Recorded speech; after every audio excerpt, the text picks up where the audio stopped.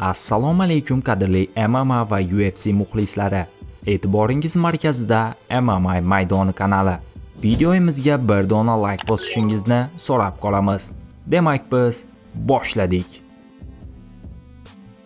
Bugungi videoda UFC olamini larzaga solgan jang, Hamzat Chimayev va Sean Strickland to'qnashuvi haqida gaplashamiz.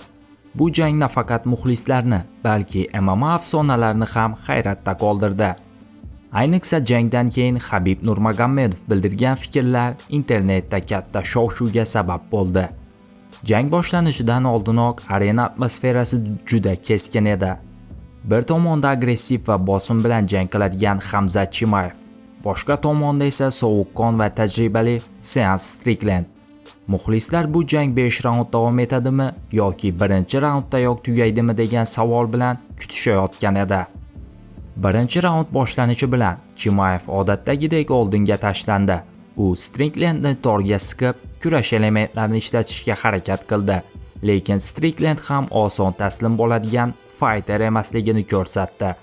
U bir necha marta aniq zarbalar bilan Hamzatni to'xtatishga urindi. Jang davomida arena shovqini tobora kuchaydi. Har bir zarba, har bir takedown urinishidan keyin muxlislar oyoqqa turardi. Aynan shu paytda ko'pchilik bu jang yilning eng yaxshi UFC janglaridan biri bo'lishini tushunib yetdi. Jangdan keyin Habib Nurmagomedov intervyuda shunday degani aytilmoqda. Hamzat juda kuchli fighter. U bosimni yuqori darajada ushlab oladi.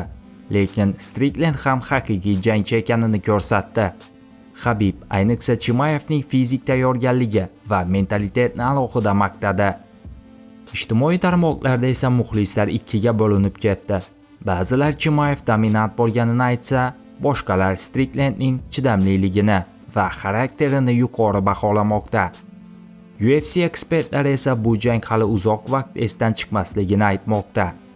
Sizningcha bu jangda kim yaxshiroq ko'rindi? Hamzat Chimayevmi yoki Sean Stricklandmi? Kommentariyada fikringizni yozib qoldiring. Va eng so'ng UFC hamda MMA yangiliklari uchun kanalga obuna bo'lishni unutmang. Bugungi dasturimiz shundan iborat edi. Video sizga yoqqan bo'lsa, bir dona like bosishingizni so'rab qolamiz. E'tiboringiz uchun katta rahmat. Bizni kuzatishda davom eting.